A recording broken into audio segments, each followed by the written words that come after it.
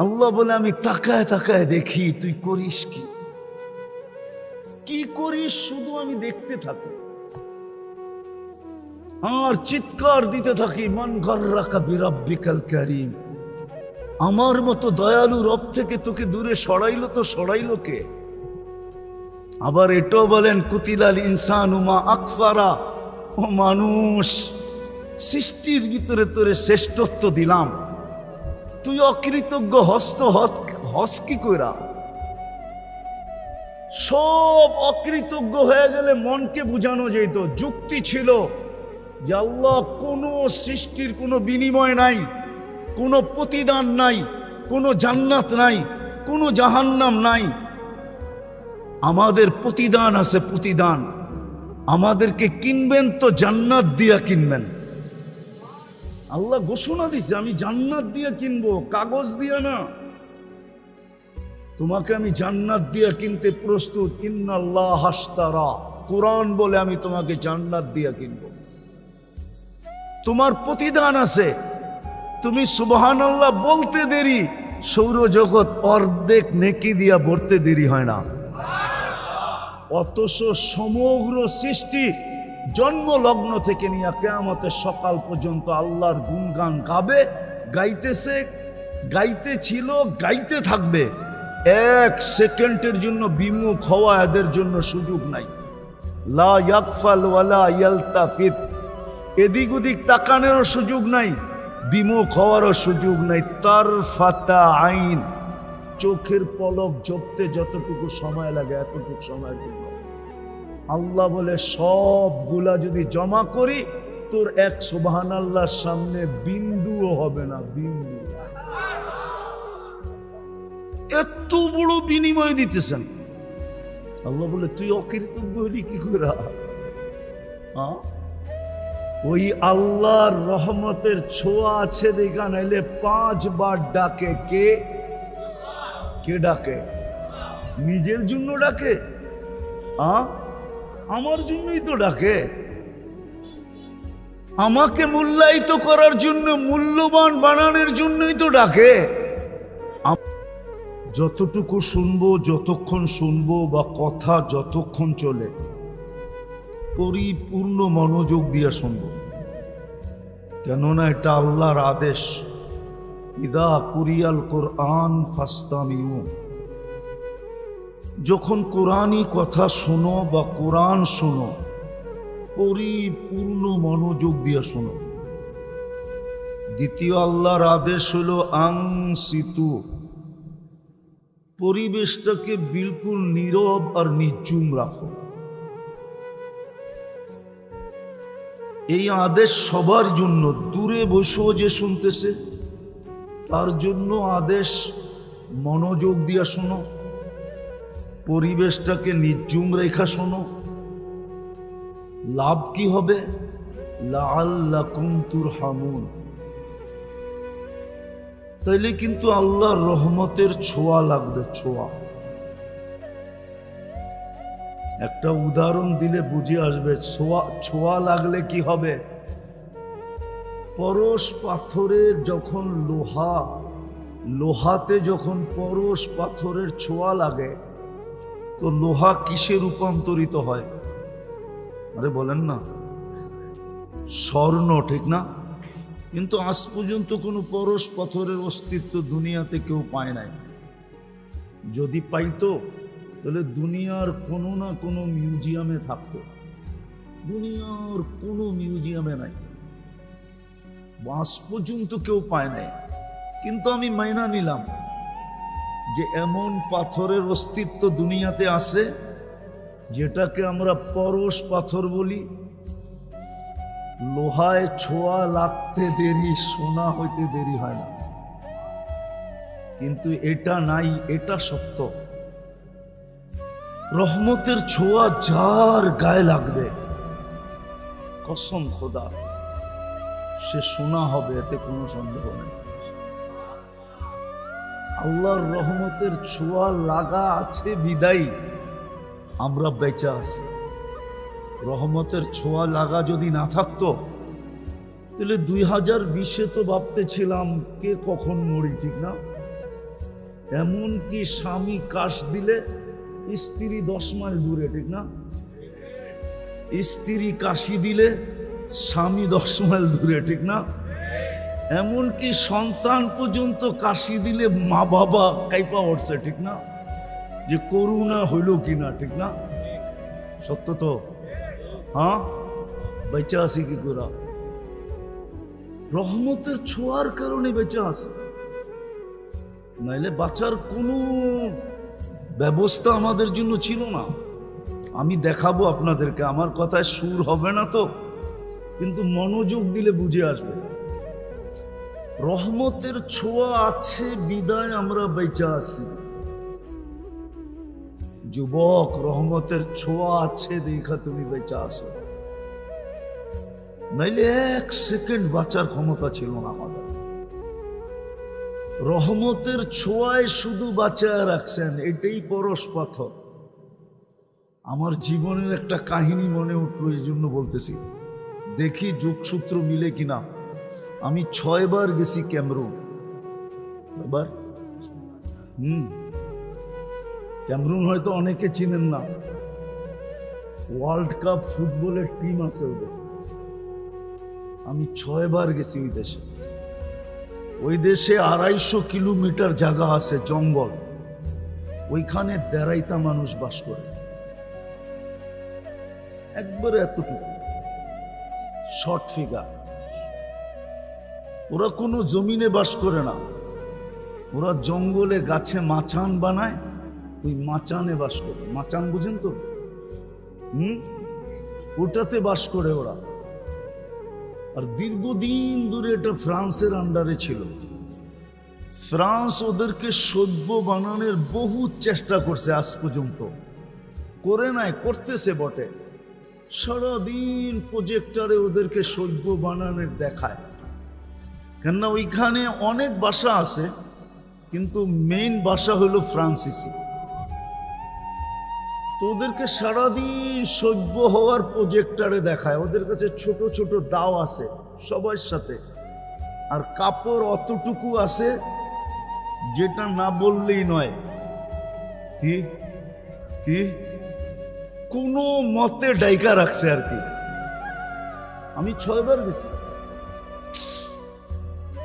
তো সভ্য আজ পর্যন্ত একটাও বানাইতে পারে না। ওরা সারাদিন প্রজেক্টরে দেখে, বিকালবেলা আসলে দাও দিয়া সব কাইটা ফাইটা ছিঁড়া মিরা আবার ওই মাচানে যেয়ে ওঠে। তো শেষবার যখন আমি গেছি ওইখানে ইস্তেমায়, তা আমাদের ইস্তেমায় 1-150 আসছে। বোঝেন না? 1.5টা, এটা আবার পড়ছে পাগড়ি, রাখছে বড় বড় দাড়ি, গায়ে দিছে জুব্বা, আবার মেসওয়াকও আছে যাবে ওর চেয়ে বড়। মেসওয়াক তো 1 বিঘা হইতে হয় না। আমাকে ফ্রান্সিসি সাংবাদিক জিজ্ঞাসা করতেছে যে, আচ্ছা আমরা তো এতদিন চেষ্টা করলাম, একটাকেও তো সভ্য বানাইতে পারলাম না, তোমরা এগুলাকে সভ্য বানাইলে কি কইরা? পাগড়ি, জুব্বা, দাড়ি, মেসওয়াক, ঠিক না? সবটি হাঁটে একসাথে, 1-150 এক লাইনে হাঁটতেছে। তো ওই ইস্তেমার সবচেয়ে মজা ছিল ওদের দৃশ্যটা। আমার কাছে একজনে নিয়ে আসছে, ফ্রান্সিসি সাংবাদিক, গেডিরে সভ্য বানাইলা কেমনে? আমি ওরে বলতেছিলাম, দেখ আমাদের কাছে একটা পরশ পাথর আছে। কি? ও বলে পরশ পাথর আবার কি? আমি ওকে বুঝাইলাম যে আমাদের দেশের প্রবাদ বাক্য আছে, এরকম একটা পাথর নাকি দুনিয়াতে আছে যেটা লোহায় লাগাইলে সোনা হয়ে যায়। তো হাসি দিয়া বলতেছে, এমন কোনো পাথর তো দুনিয়াতে নাই। আমি কই, তুই 2 সেকেন্ডের জন্য মাইনা নে, 2 মিনিটের জন্য, যে এমন একটা পাথর আছে। আচ্ছা মেনা নিলাম, আমাদের কাছেও একটা পরশ পাথর আছে যেটা ছোঁয়া লাগলে মানুষ মানুষ হয়ে যায়। সেটা হইল লা ইলাহা ইল্লাল্লাহ মুহাম্মাদুর রাসূলুল্লাহ সাল্লাল্লাহু আলাইহি ওয়াসাল্লাম। বিশ্বাস করেন, ওর চোখ দিয়া পানি চলে আসে। যে আমরা এত টাকা খরচ করলাম, এত চেষ্টা করি ওদেরকে সভ্য বানাইতে পারলাম না, আর তোরা সভ্য বানায় ফেললি। তো যেটা বুঝাইতেছিলাম, যদি আল্লাহর রহমতের ছোঁয়া আমাদের না লাগতো তাহলে কসম খোদার আমরা বেঁচে থাকতে পারতাম না। আমি আপনাদেরকে প্রমাণ দিতেছি, প্রমাণ। বলেন রাগ হয়ে যাবেন? সারাদিন আল্লাহর ভোগ করি কতটুকু? কোন জিনিসটা এরকম যেটা আল্লাহর ভোগ করেন না? সারাদিন আল্লাহর ভোগ করি কতটুকু? এই যে বসে আছেন, বলেন যদি এখানে 50টা পাংখাও লাগানো হতো, কিন্তু যেই বাতাসটা মাঝে মাঝে আপনাদের উপরে ছোঁয়া লাগায়, এরকম ঠান্ডা মনে হয় করতে পারত না। সত্য তো? সারাদিন কাঠটা ভোগ করি। আচ্ছা বলেন তো, কতবার ডেলি আল্লাহ বলি? কতবার আল্লাহ বলি? এই মজমায় কেউ বলুক যে আমি ডেলি 100 বার, 1000 বার আল্লাহ বলি, 200-400 বার আল্লাহ বলি। কোন যুবক বলুক যে আমি ডেলি 10 বার আল্লাহ বলি। সারা দিন নাফরমানি করি, সারা দিন। কসম খোদার রহমতের ছোঁয়া সংযোগ যদি আমাদের সাথে না থাকতো, তাইলে 1 সেকেন্ড 1 মিনিট বাঁচার ক্ষমতা ছিল না। আপনি আপনাকে বিবেকটা দিয়ে একবার চিন্তা করেন যে আমি আল্লাহ ডেলি ভোগ করি কতটুকু। এই পানিটার দাম কতটুকু? কত দাম এটা? 1 লিটার 40 টাকা না 30 টাকা? যদি পানির দামে অক্সিজেন কিনতে হতো তাহলে ডেলি 16,500 টাকা অক্সিজেনের বিল দিতে হতো। শুধু যদি পার লিটার 30 টাকা কিনতে হতো, ডেলি আমরা 550 লিটার অক্সিজেন নেই। বিশ্বাস না হলে এখন নেটে সার্চ দেন আর WHO কে জিজ্ঞাসা করেন যে পার হেড আমরা ডেলি অক্সিজেন কতটুকু নেই 24 ঘন্টায়।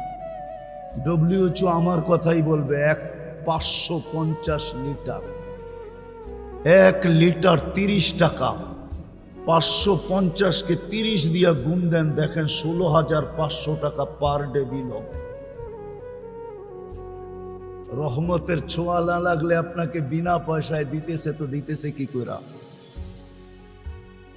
মাসে তো 4,95,000 টাকা বিল হইতো পানির দামে কিনলে। পানির দামে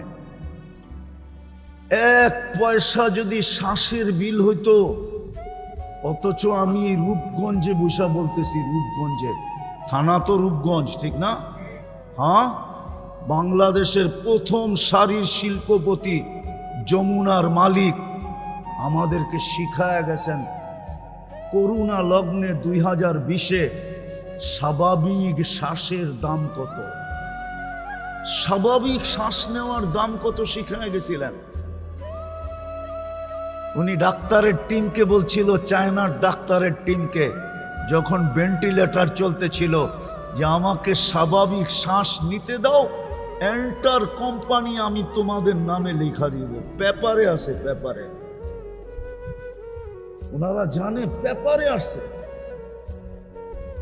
পার শ্বাসে যদি 1 পয়সা বিল নিতেন তাহলে পার ডে 1600 টাকা বিল দিতে হতো।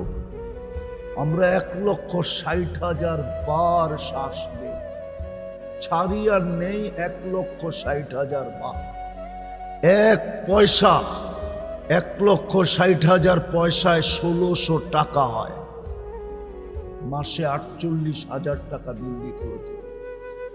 রহমতের ছোঁয়া যদি না লাগতো, রহমত যদি আমার সাথে সংযুক্ত আমাদের সাথে না হইতো, তাহলে কোনো দিন আল্লাহ আমাদেরকে শ্বাস নিতেন না। 24 ঘন্টা নাফরমানি, আর শ্বাস নিবে আল্লাহ, ওই আল্লাহ যিনি পাওয়ারফুল। আল্লাহ তো দৃষ্টি আকর্ষণ করছে, আমার পাওয়ার দেখবি। আল্লাহ পাওয়ার শুনাইছে, ওয়াদাতু আমরি আলা সামাওয়াতি ফাস্তাকাল্লাত, আমি হুকুম অর্ডার রাখতে দেরি, আকাশ স্থির হইতে দেরি করে নাই। শুধু হুকুম দিয়া দাঁড় করায় দিছি। 6টা 7টা সাবআ সামাওয়াতিন তিবাকা, একের থেকে একটার পর একটা 7টা। আবার দূরত্ব কতটুকু? 500 বৎসরের রাস্তা। মোটা কতটুকু? 500 বৎসরের রাস্তা। একটা আরেকটার সামনে বড় কত? প্রথমটা দ্বিতীয়টার সামনে দুনিয়ার বাংলাদেশের কোনো বিশ্বকাপ খেলার কোনো ফুটবল মাঠ নাই নাই নাই। বলুক, জিজ্ঞাসা করেন তো আছে কিনা? আছে? কি কয় নাই? বিশ্বকাপ খেলার কোনো ফুটবল মাঠ বাংলাদেশে নাই।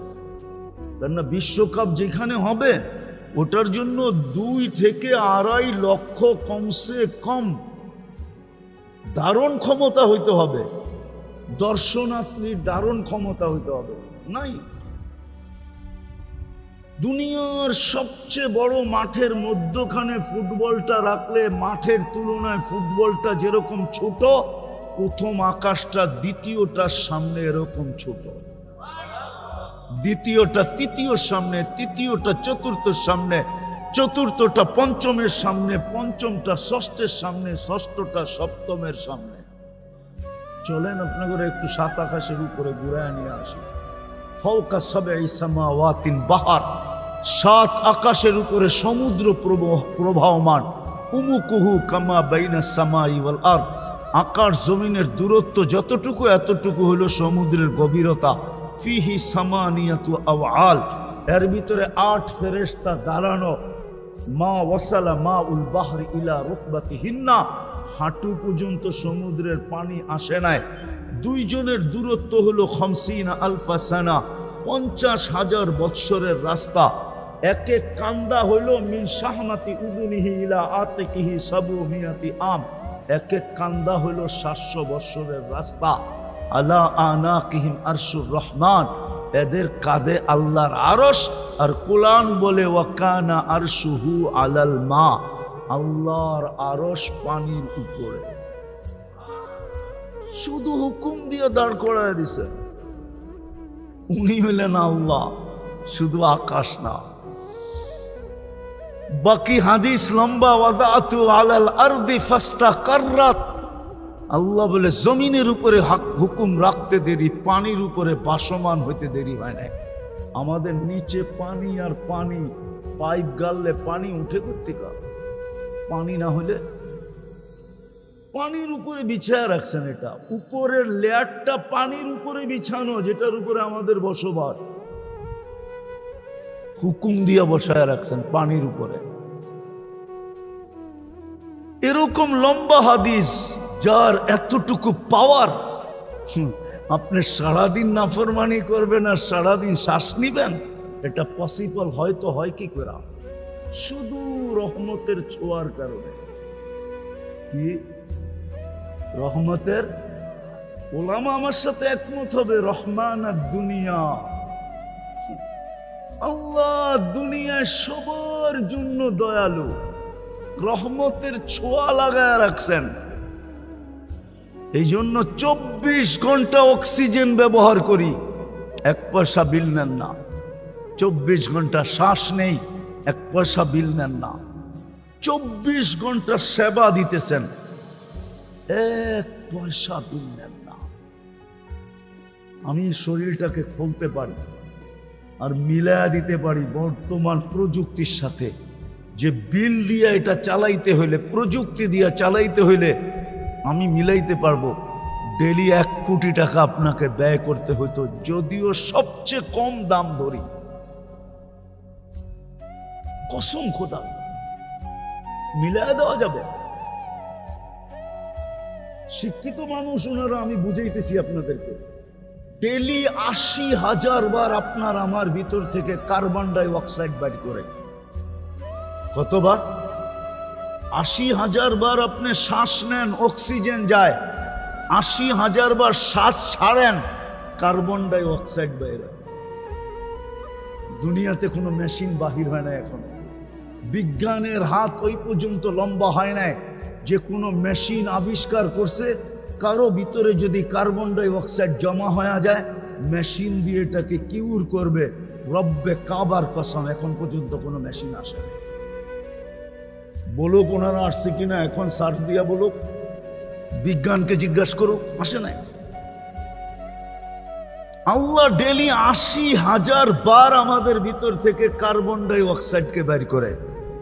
24 ঘন্টা যদি বাহির না করে তো 25তম ঘন্টায় আপনার জানাজা হবে, এতে কোনো সন্দেহ নাই। 25তম ঘন্টায় জমতে জমতে জমতে জমতে শ্বাস টানা বন্ধ হয়ে যাবে, ফুসফুস কাম করা ছেড়ে দিবে, আর আপনি টানতে পারবেন না, বিলকুল অফ হয়ে যাবে। তো যেটা বুঝাইতেছিলাম, রহমতের ছোঁয়া লাগলে লাগা আছে বিদায় আমরা এখনো বেঁচে আছি, এখনো চলতেছি। নাইলে একটা কথা আপনি বলেন, আমি লম্বা করব না, ওয়াজ অনেকক্ষণ ধরে আমি শুনতেছিলাম ঘরে বসা বসা, আর লম্বার প্রয়োজনও নাই। অল্পতে যদি বুঝে তাইলে বোঝা সহজ। অল্পতে আপনি বলেন 99টা পদের মালিক যিনি, সেবা বাদ দিলাম, 24 ঘন্টা সেবা করে কে আমাদেরকে? বকরি কাঠটা 24 ঘন্টা বাদ দিলাম এটা। বলেন 24 ঘন্টায় 5 বার আমাদেরকে ডাকে কে? কোন আল্লাহ? কেমন পাওয়ারফুল আল্লাহ! শুধু এইখানেই শেষ? আমি তো এই জন্য আমার সমাজের শিক্ষিত মানুষের পায়ে ধরতে মন চায়, যুবকদেরকে আলাদা আলাদা পায়ে ধরি, যে ওরা যদি 99 নামের অর্থটা কোনোদিন দেখতো, একটু মনোযোগ দিয়া।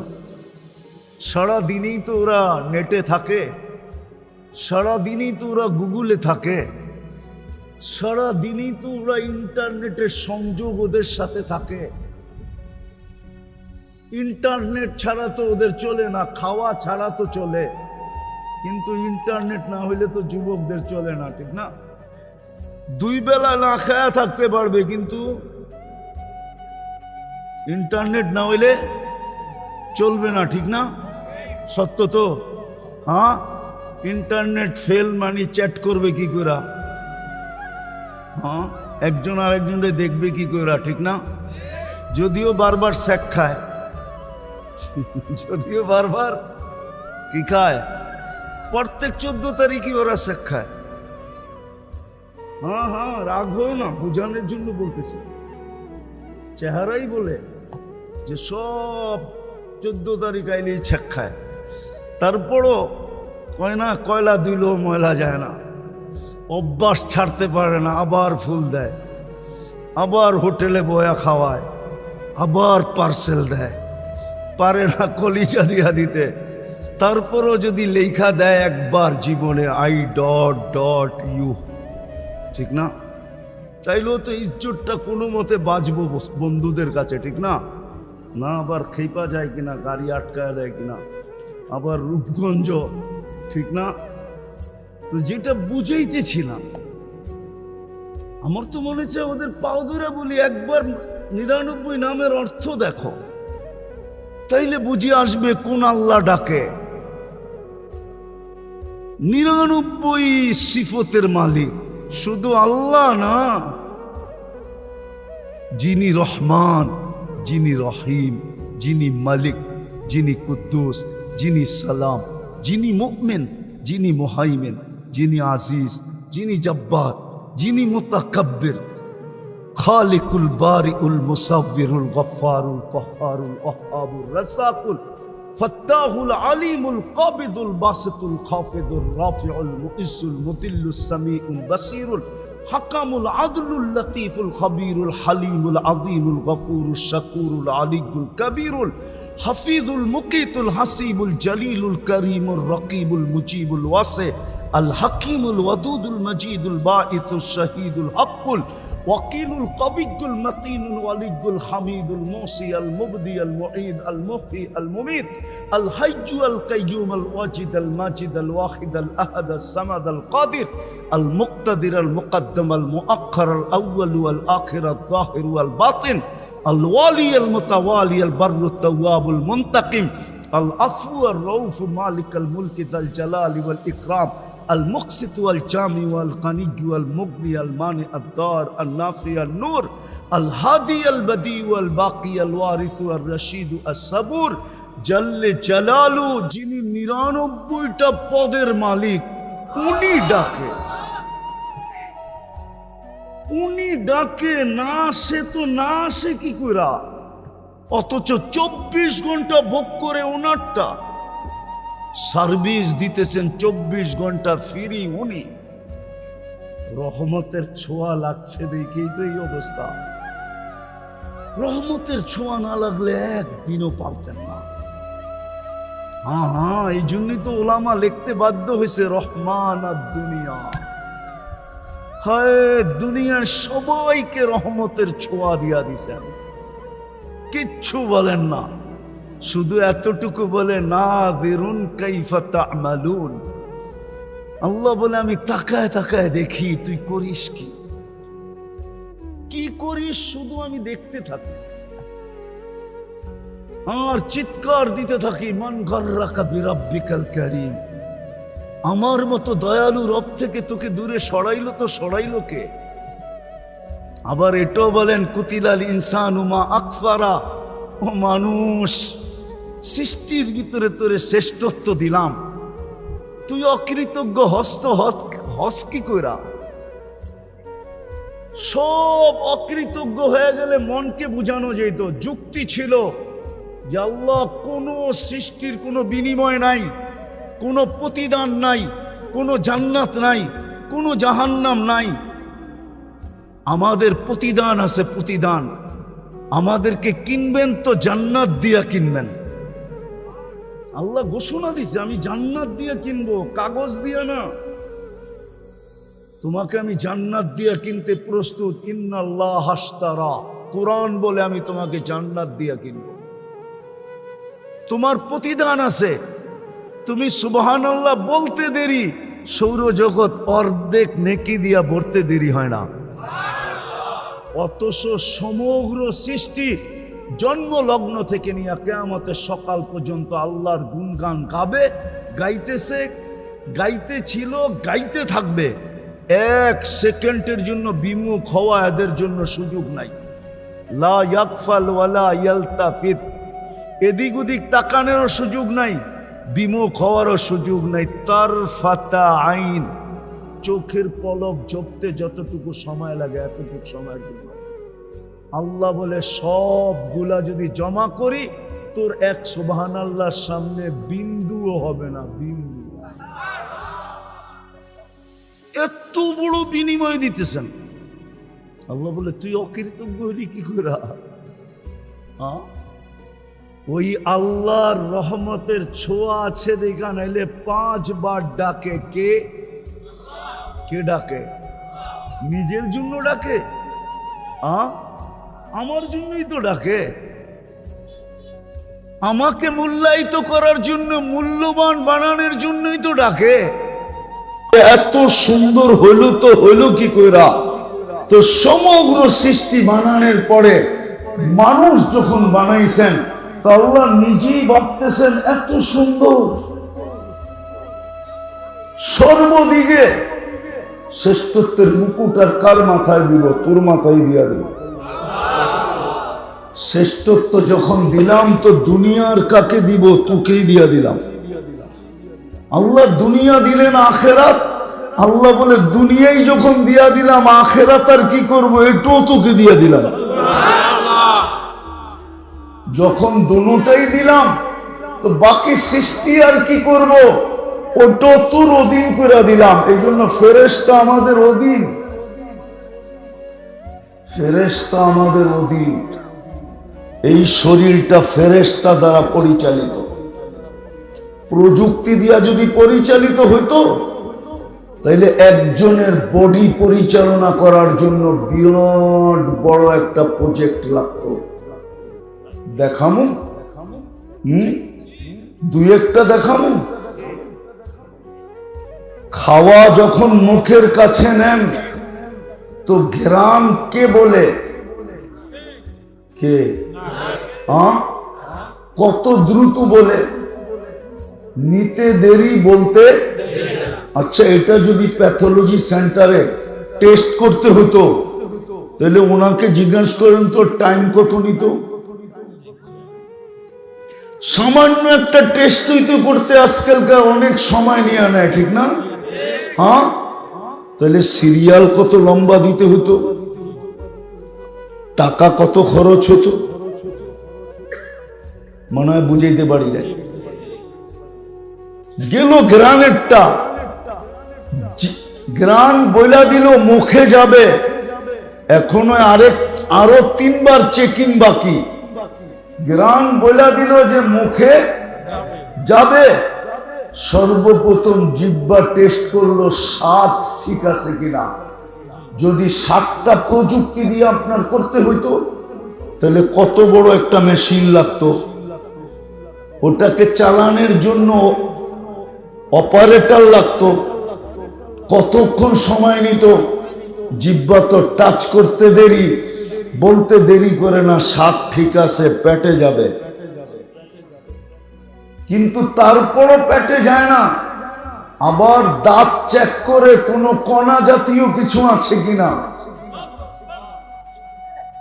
চতুর্থবার আবার জিহ্বা আবার চেক করে যে আঁশ জাতীয় কিছু আছে কিনা। যদি এটা টেকনোলজি দিয়ে করতে হতো তাহলে মনে হয় সকালের নাস্তা 3-4 দিন পরের সকালেই খেতে হতো। দুপুরের খানা মনে হয় 6 দিন পরে যে দুপুরে খাইতে হতো। রাত্রের খাওয়া হয়তো 1 সপ্তাহ পর রাত্রে যে খাইতে হতো। এতক্ষণে আপনি সাইজ হয়ে যেতেন, এতে কোনো সন্দেহ নাই, ঠিক না? হ্যাঁ, সত্য তো। ফেরেশতা দ্বারা এটা পরিচালিত, কুদরত দ্বারা পরিচালিত। এই জন্য আল্লাহ বলে সৃষ্টির ভিতরে তুই সবচেয়ে সুন্দর। এত সুন্দর সবকিছু দেওয়ার পরে আরেকটা বলছেন যে সৃষ্টি তোকে ভালোবাসুক আর না বাসুক, আমি তো ভালোবাসা ফেললাম।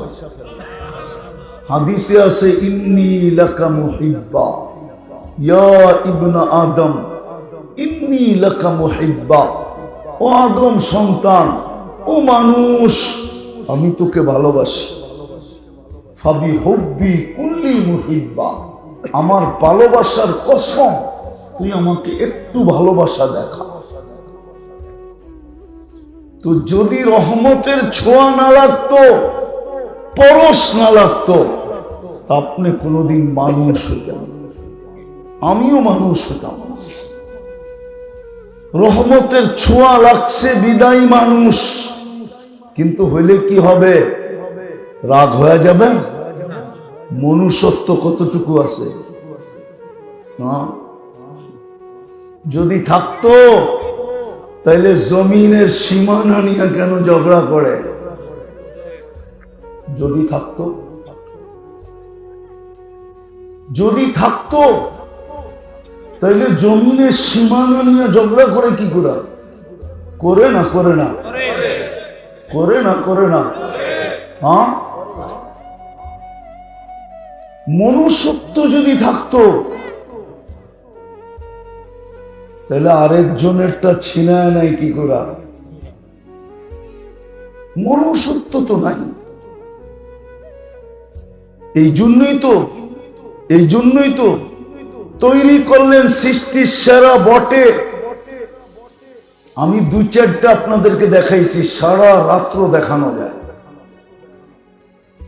সৃষ্টির শ্রেষ্ঠত্বের মুকুট তো দিলেন মাথায়, যেই জিন মানুষটা সর্বদিকে শ্রেষ্ঠ, যার কোনো তুলনা হয় না, ওই মানুষটাকে আল্লাহ জানোয়ার বললেন। তো বললেন কেন?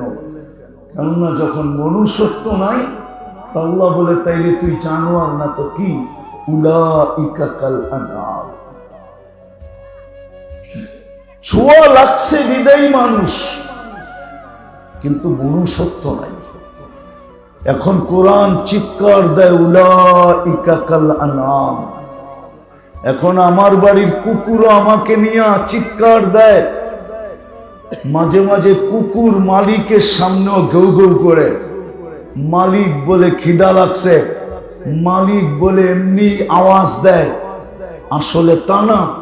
বাইজিদ বুস্তামি রহমতুল্লাহ আলাইহি লেখছেন, কুকুর আপনাকে আমাকে সতর্ক করে। কুকুর চিৎকার দিয়া বলে, আনকিস নাফসাকা মিন গাযাবিল জাব্বার, তুই তোকে আল্লাহর আযাব থেকে বাঁচা। ফাইন্নাকা লা তুতিক, তুই আল্লাহর আযাব সওয়ার ক্ষমতা তোর কাছে নাই, বিদায় নিজেকে তুই বাঁচা। কুকুর পর্যন্ত মাঝে মাঝে আমাদেরকে নিয়ে চিৎকার দেয়, মনুষ্যত্ব হারায় ফেলার কারণে। দ্বিতীয় রহমতের ছোঁয়া যদি না লাগতো, তাহলে আপনি মুসলমানের ঘরে আসলেন কি করে? নিজের ইচ্ছায়?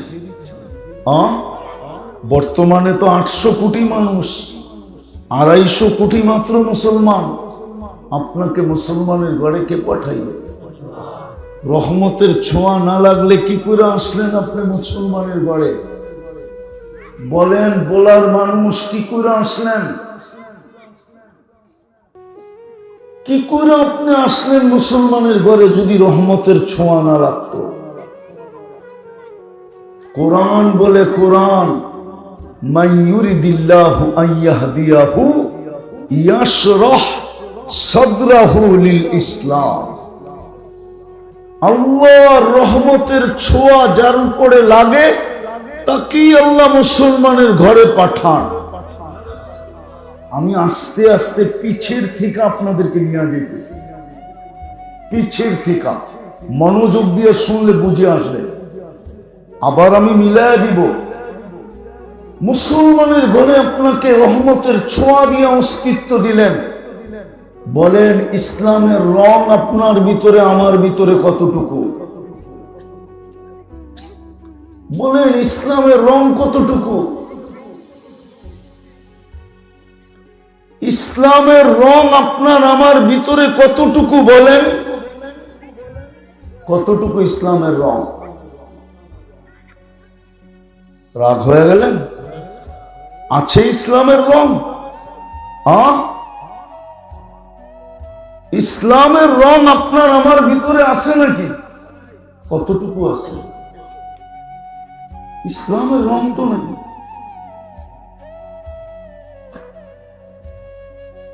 ইসলামের রং তো আপনার আমার ভিতরে নাই। যদি ইসলামের রঙই থাকতো, তাহলে মুসলমান দ্বারা অতিষ্ঠ হয় কি করে? হাদিস তো বলে, আল মুসলিম মান সালিম আল মুসলিমুন। কমসে কম এটা, মুসলমানের হাতে অতিষ্ঠ হয় কি করে? নির্যাতিত হয় কি করে? নিষ্পেষিত হয় কি করে? দীক্ষিত হয় কি করে? ঘৃণিত হয় কি করে? লাঞ্ছিত হয় কি করে? বঞ্চিত হয় কি করে? আজকে তো সমাজে একজন আরেকজনের দ্বারা নির্যাতিত, বড়র দ্বারা ছোট নির্যাতিত, শক্তিশালীর দ্বারা দুর্বল নির্যাতিত, টাকাওয়ালার দ্বারা গরিব নির্যাতিত, পদালার দ্বারা পদহীনরা নির্যাতিত। না নির্যাতিত না? নির্যাতিত না? মুসলমানের ঘরে তো আপনাকে অস্তিত্ব দিলেন। চিনেন? ইসলামের লাভ জানেন? যদি ইসলাম গুরুত্বপূর্ণ না হতো, তাহলে আল্লাহ কেন বলতেন ওয়ালা তামুতুন্না ইল্লা ওয়া আনতুম মুসলিমুন?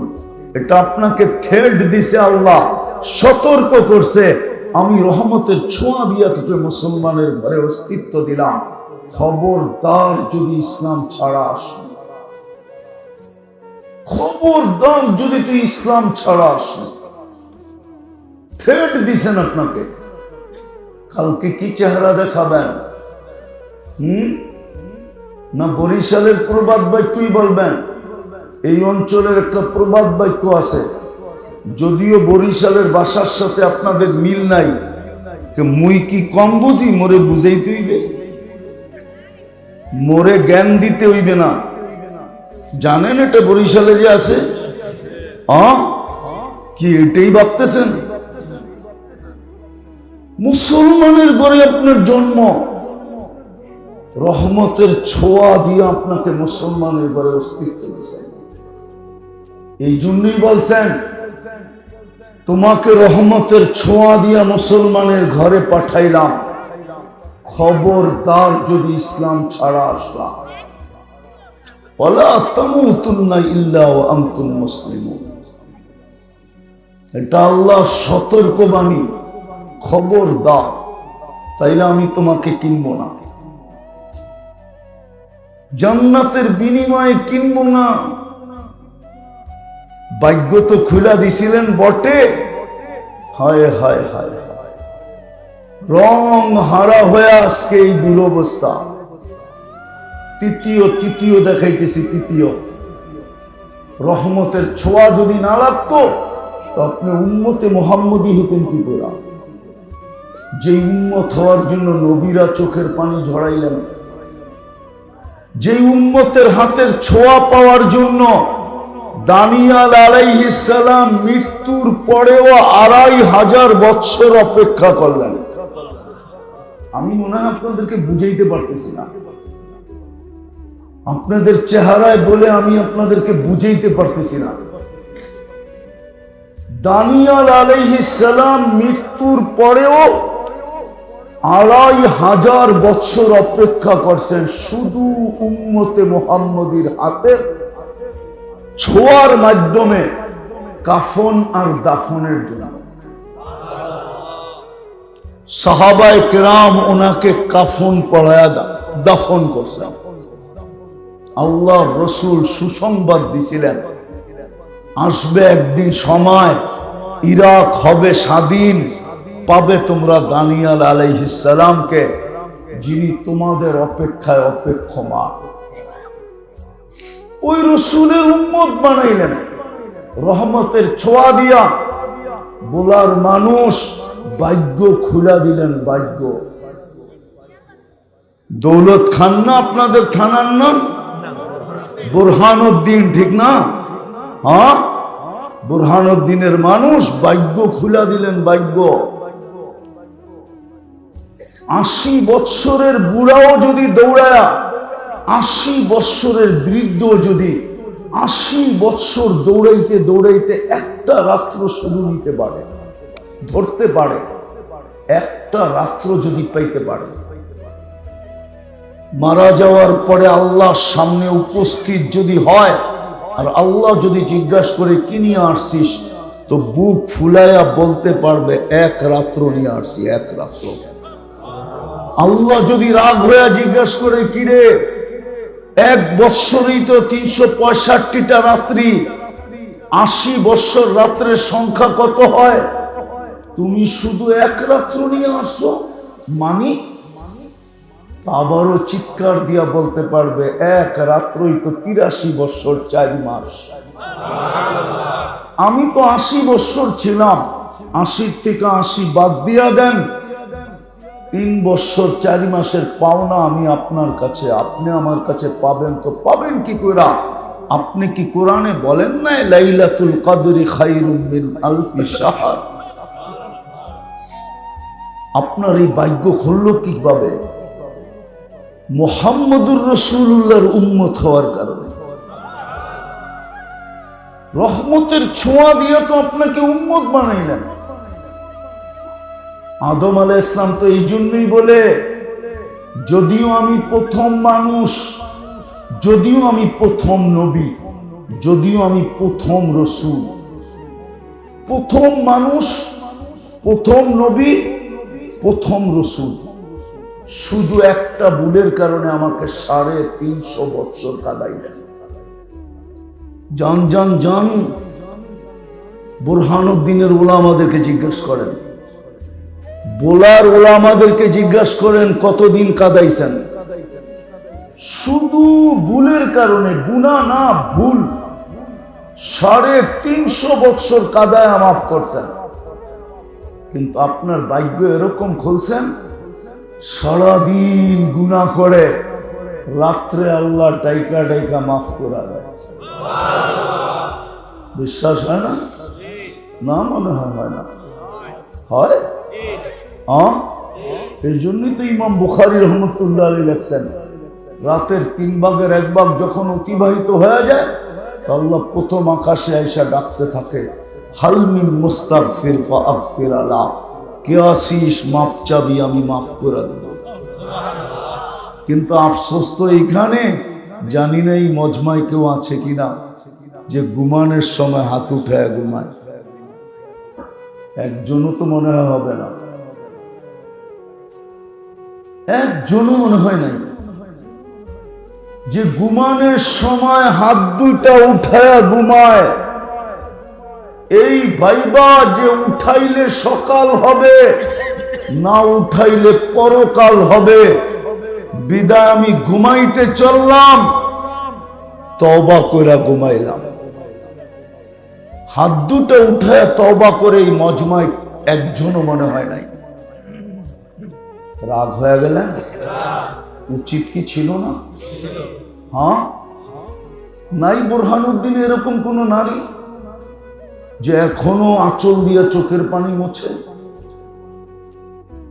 আর বারবার বলে ঘুমাইলা আর উঠলা না, রাত্রে ঘুমাইলো আর উঠলো না? নাই এরকম সন্তান বুরহানুদ্দিনে যে এখনো চোখের পানি মুছে আর বলে বাবা ঘুমাইলো আর উঠলো না? নাই এরকম কোন বাবা যে সন্তান ঘুমাইলো আর উঠলো না? উচিত তো ছিল হাত দুটা উঠায় ঘুমানো। কপাল তো খুলে দিছিলেন, কিন্তু আফসোস, রহমতের ছোঁয়া লাগলে তো লাগলে কি হবে, সোনা বানাইলে তো বানাইলে কি হবে, নবীর আদর্শ তো আমাদের ভিতরে নাই। শাফাতের আশা তো সবাই রাখি, ঠিক না? এত সস্তা। এই জন্যই তো ইমাম বুখারী লেখছেন, আমি লিখি নাই, ইমাম বুখারী রহমতুল্লাহ আলাইহি লেখছেন, কবরের সর্বপ্রথম প্রশ্ন, কবরের মেইন প্রশ্ন, কবরের মৌলিক প্রশ্ন, প্রথম যেটা, একটার ভিতরে 3টা ঢুকানো, ফেরেশতা জিজ্ঞাসা করবে, মা কুনতা তাকুলু ফি হাদার রাজুলি মুহাম্মাদিন। বুখারী শরীফে আছে কিতাবুল জানায়েজ, এক পারার ভিতরে হাদিস 2 বার আছে। ওলামা থাকলে যে তাহকিক করে নিয়েন, প্রথম জিজ্ঞাসা করবে ওই ব্যক্তির আদর্শে কতটুকু আদর্শবান ছিলাম। এক রাত্র ধরতে পারলেই 83 বছর 4 মাস হতো। রাত্রে হাত, আমি ডাইকা ডাইকা তোমাকে মাফ করতে চাই, মাফ করতে চাইছিলাম, তুমি হাত উঠাইতে দেরি, আমি মাফ করতে দেরি করতাম না। ওই রসুলের আদর্শে কতটুকু আদর্শবান ছিল বলো, ওনার রঙে কতটুকু রঙিন ছিল বলো, ওনার অভ্যাসে কতটুকু অভ্যস্ত ছিল বলো, ওনার মতো কতদিন খাইছো বলো, ওনার মতো কয়দিন পোশাক পরছো বলো। প্রথম প্রশ্ন, প্রথম মানেন, আমার কথা মানেন, প্রথম প্রশ্ন এটা হবে। যদি দিতে পারি তাহলে আর 2টা জিজ্ঞাসা করবে না, আর যদি না দিতে পারলো তাইলে পরের 2টা জিজ্ঞাসা করবে না। যার উম্মত বানায় তোমার ভাগ্য খোলা দিছিলাম, আমি তো 2টা দেখাইলাম, 200 দেখানো যায়, 200 আরো বেশি দেখানো যায়। যার উম্মত হওয়ার কারণে তোমার ভাগ্য খোলা গেল, যেই নবী তোমাকে ভুলে নাই, 23 বছর তোমার জন্য চোখের পানি শুকাইতে দেয় না। দুনিয়ার আমার কাছে আসছে বটে, কিন্তু চোখে পানি নিয়ে আসছে, পানি। ওই পানি ক্ষুধার জন্য ছিল না, যদিও ক্ষুধার্ত ছিলেন। পরিবারের জন্য ছিল না, যদিও পরিবারের ভিতরে কোনো পরিবারের ভিতরে বাতি জ্বালানোর মতো তেল ছিল না। নাইলে আম্মা জান আয়েশা রাদিয়াল্লাহু তাআলা আনহা কেন বলবেন, যদি তেল থাকতো তাহলে খিদা নিবারণের জন্য পান করে ফেলতাম। হাসান হুসাইনের জন্য ছিল না, আলী ফাতেমার জন্য ছিল না, উম্মতের জন্য চোখে পানি ছিল। যিনি এখনো কাঁদেন, এখনো কাঁদেন উম্মতের জন্য। আবুল সামরকান্দি রহমতুল্লাহ আলাইহি লেখছেন, কবর থেকে উঠবে, কানতে কানতে উঠবে, আর বলতে বলতে উঠবে, জিবরিল আইনা উম্মতি, ময়দান তো খালি, উম্মত কোথায়? কোথায় লুকাইলা উম্মতকে? ময়দান তো খালি। জিবরিল কসম খায় সান্ত্বনা দিলেন, মা শাক্কাল আরদা আহাদুন ইল্লা আনতা, আপনি ব্যতীত জমিনের উপরে কেউ ওঠে নাই, শান্ত হন। বলেন বোলার মানুষ, বোলাই বললাম বুরহানুদ্দিন বাদ দিয়া, ইউনিয়ন পরিষদের চেয়ারের জন্য বোলাতে কত বাচ্চা আজ পর্যন্ত এতিম হইল না? হয় নাই? কত মেয়ে বিধবা হইল, হয় নাই? হ্যাঁ, কত মার বুক খালি হইল না? হয় নাই? কত তাজা রক্ত এই বোলার মাটিতে পড়লো না? পড়ে নাই?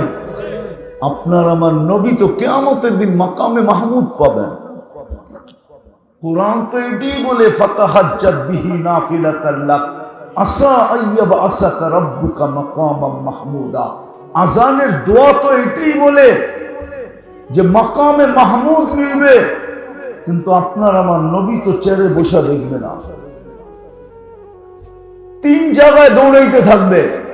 আল্লাহ বলবে বসেন, বলবে বসার সুযোগ কোথায়? আমি যদি বসি উম্মতকে হাউজে কাউসার পান করাবে কে? আমি যদি বসি তো মিজানের পাল্লায় যায়, পাল্লা সামনে ঝুঁকলো না পিছনে ঝুঁকলো, এটা কে দেখবে? আর প্রতিশ্রুতি গুলা কে কাজে লাগাবে? আমি যদি বসা যাই তো পুলসেরাত উম্মতকে কে পার করাবে? আমি তো দুরুদের গাঠটি দিয়ে পার করাই দেব। অথচ আফসোসের তো বিষয়, রাগ হয়ে যাবে। বলবো বলবো হ্যাঁ, একজনও তো নাই এখানে শুক্রবারে 1000 বার দুরূদ পড়ে, একজনও নেই। 500 পড়ে এরকমও মনে হয় নাই যে 500 বার দুরূদ পড়ে। কোন যুবক নাই মনে হয় শুক্রবারে 10 বার দুরূদ পড়ে। রাগ হয়ে গেলে? নবীজি তো বলে গেল শুক্রবারে আমার উপরে বেশি বেশি দুরূদ পড়ো, 6 দিন না পড়লেও চলবে, কমসে কম শুক্রবারটা আমাকে দিয়া দাও, আমার জন্য বেশি বেশি দুরূদ পড়ো।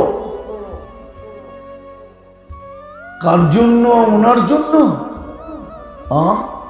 আপনি নবীর উপরে কি দুরূদ পড়বেন? ইমাম সাহেব নাকি? ইমাম সাহেব আপনি জুমা পড়ান? প্রতি জুমাই তো আপনাদের ইমামরা পড়ে, ইন্নাল্লাহা ওয়া মালাইকাতাহু ইউসাল্লুনা আলান নবী ইয়া আইয়ুহাল্লাযীনা আমানু সাল্লু আলাইহি ওয়া সাল্লিমু তাসলিমা। কোরআনেও তো আল্লাহ হুকুম দিছে আমার বন্ধুর উপরে দুরূদ পড়ো, কিন্তু এই আয়াতের উপরে আমার 3টা প্রশ্ন আছে। আমি বলি আল্লাহ পড়বো বটে, কিন্তু একদিন তো আমরা থাকবো না, আপনার বন্ধুর উপরে দুরূদ কে পড়বে? আল্লাহ বলে ছাগল, ফেরেশতারা পড়বে। আয়াতে তো ফেরেশতাদের কথা লেখা, চোখে থেকে যাবেন। আজকে যেরকম আমরা সমাজে মানুষ হিসাবে ঘুরি, দুনিয়ায় মুসলমান বলি, আবার বলিও আমি উম্মতে মুহাম্মাদি। এই জন্যই তো আমাদের এই দুরবস্থা। একটা দেখাই একটা আপনাদেরকে, এই জন্যই তো আমাদের এই দুরবস্থা। নাইলে ফিলিস্তিন মাটির সাথে মিশা যাবে? ইরাক মাটির সাথে মিশা যাবে, কমসে কম এই 2 শহরের যোগ বিয়োগ আমার মিলে না। আমি 14 বছর আগে ফিলিস্তিন দেখছি এই 2 চোখে। আমি সফর করছি 14 বছর আগে ফিলিস্তিন, যেখানে ইব্রাহিম আলাইহিস সালামের কবর,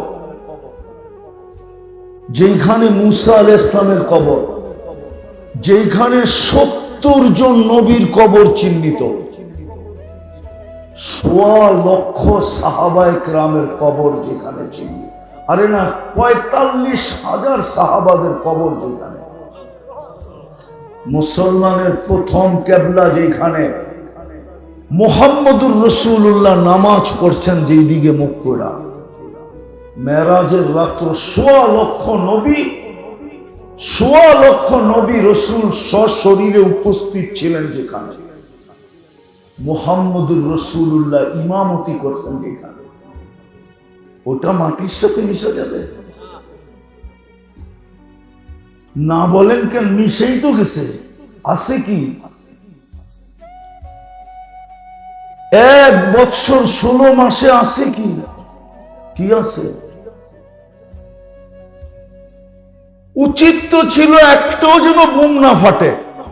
পড়তো কিন্তু ফাটতো না, কেননা খলিল তো ঘুমাইতেছে, কালিমুল্লাহ তো ঘুমাইতেছে, 1.25 লক্ষ 70 জন নবী রাসূল তো ঘুমাইতেছে। নবীরা কবরে জীবিত, নবীদের শরীর মাটির উপরে হারাম, ওরা তো জীবিত কবরে। যার মাটির কোনায় কোনায় বরকত, বারাকনা হাওলা, ওই জমিন রক্তে রঞ্জিত হবে না কেন? বললাম না, শুধু আমরা চকচকে, আসলে সোনা না। মানুষ মনুষ্যত্ব নাই, মুসলমান রং নাই, নবীর উম্মত আদর্শ নাই। আরো দেখাবো? হ্যাঁ, রাগ হয়ে যাবেন? দেখাবো। আর কোনোদিন আমার হয় না, না হয় শুনাই দিই। আল্লাহ নিজের কালাম দিলেন, কালাম। বলেন তো এখানে কয়জন আছে পড়তে পারে না, কোরআন পড়তে পারে না? তাতে কিছু আসে যায় না। ডেলি কোরআনটাকে নেয় আর খুইলা একবার চোখ বুলায়। কয়জন আছে এখানে? ও তো মাদ্রাসার ছেলে। কয়জন আছি আমরা সাধারণ মানুষ, কোরআন পড়তে জানি না, কিন্তু মনকে বুঝাইছি পড়তে জানি না, তাতে কি আসে যায়? আমি ডেলি কোরআনটাকে নিব এবং খুইলা 2 মিনিট খুইলা দেখতে থাকব। সুফিয়ানে সৌরিকে চিনেন? জিগান্ত ওলামারা চিনে কিনা? আলী রাদিয়াল্লাহু তাআলা আনহুর ছাত্র। এই অঞ্চল তো পীর শাসিত অঞ্চল, ঠিক না? কি মনে হয় রাগ হয়ে গেলেন? ঠিক না? কি শাসিত? পীর শাসিত অঞ্চল। 4 তরিকা যার কাছ থেকে আসছে, কাদেরিয়া, চিশতিয়া, নকশবন্দিয়া, মুজাদ্দিদিয়া, এই 4 ঝর্ণা যার ভিতর থেকে বাহির হয়েছে, ওনার নাম সুফিয়ানে সৌরি। উনি বলতেছে আমাকে নামাজ পড়ানোর হুকুম হয়েছে, স্বপ্নের মাধ্যমে অমুকের জানাজা পড়াও। পাবনায় পড়া গেছি, আমাকে হুকুম দিল কেন উপর থেকে? জিজ্ঞাসা করলাম কি করে? বলে সাধারণ মানুষ কিচ্ছু করতো না, কোরআনও পড়তে জানতো না, কিন্তু যখন প্রতিদিন কোরআনটাকে নিত, খুলতো আর পৃষ্ঠা উল্টাইতো আর চোখের পানি ঝরাইতো আর বলতো মালিকের কালাম আমি পড়তে জানি না।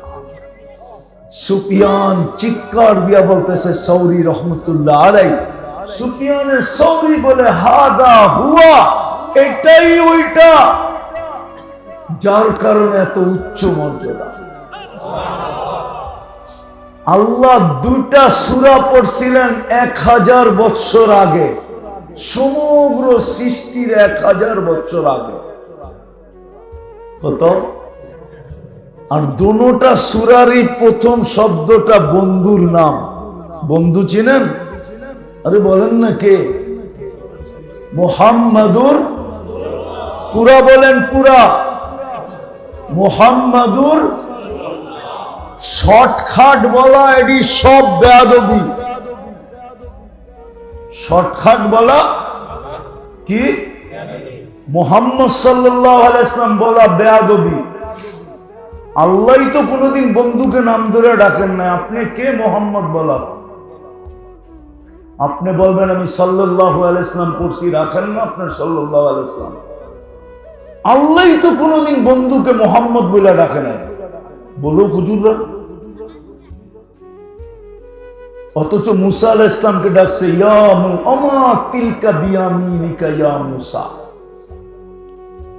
জাকারিয়া আলাইহিস সালামকে ডাকছে ইয়া জাকারিয়া ইন্না নুবাশশিরুকা বিগুলামিন ইসমুহু ইয়াহইয়া।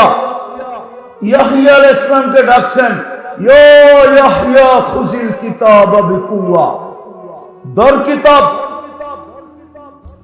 কিন্তু বন্ধুকে কোনোদিন নাম ধরে ডাকেন না। আমাদের সমাজে যে কি হয়ে গেল, স্টেজ থেকে পর্যন্ত নাম শর্ট শর্ট বলে। এশকে রসুল যদি থাকতো, নবীর মাকাম যদি জানতো, আর এহতেরাম যদি জানতো, কোনো দিন মুহাম্মদ সাল্লাল্লাহু আলাইহি ওয়াসাল্লাম বলতেন না। বোঝা গেল এখানে কিছুটা দুর্বলতা আছে। পুরা বলেন, পুরা মুহাম্মাদুর। আল্লাহ কোরআনে বলছে মুহাম্মাদুর রাসূলুল্লাহ ওয়াল্লাযীনা